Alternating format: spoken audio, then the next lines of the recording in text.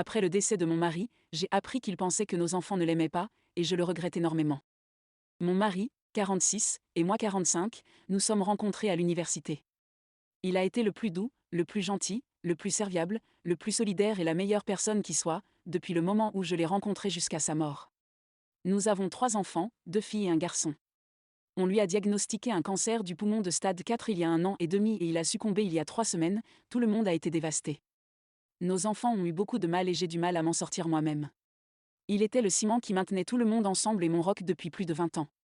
Notre fille aînée traverse une période particulièrement difficile.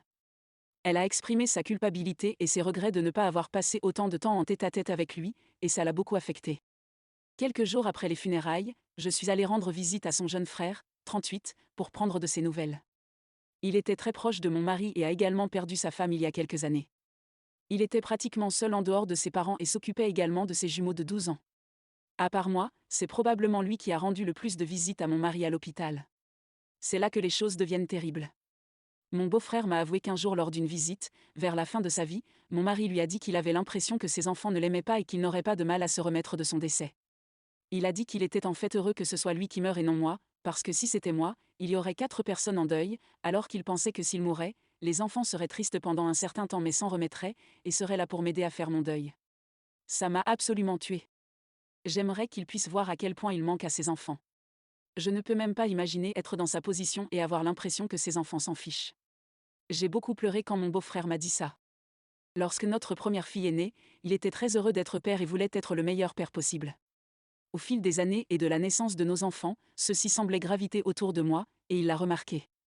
Ce n'est pas comme s'il n'avait pas essayé, il était très impliqué, il participait à autant d'activités extrascolaires qu'il le pouvait, il essayait de passer du temps avec eux et leur disait constamment qu'il était à leur écoute s'ils avaient besoin de parler. Mais il semblait qu'il ne voulait passer du temps qu'avec moi. Si je demandais un déjeuner en tête-à-tête, ils y allaient. S'ils le faisaient, ils avaient une excuse pour ne pas y aller. Dès qu'il se passait quelque chose d'important dans leur vie et quand je le disais à leur père en pensant qu'ils le savaient, ils n'en avaient aucune idée. J'étais toujours postée sur leur compte des réseaux sociaux pour la fête des mères et mon anniversaire, alors que lui ne l'était pas. Il s'est toujours senti exclu et faisait de petites plaisanteries qui laissaient entendre ce qu'il ressentait sans l'exprimer pleinement. Je me contentais de penser qu'il plaisantait. Je suis encore plus désemparée maintenant. J'ai tellement de peine qu'ils se sentent ainsi.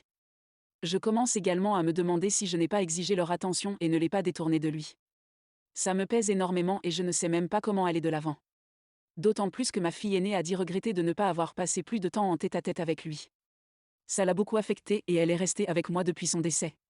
Elle a été une épave tout comme moi et a dit « J'espère qu'il savait à quel point je l'aimais. » Et ça me tue de savoir qu'il ne le savait pas.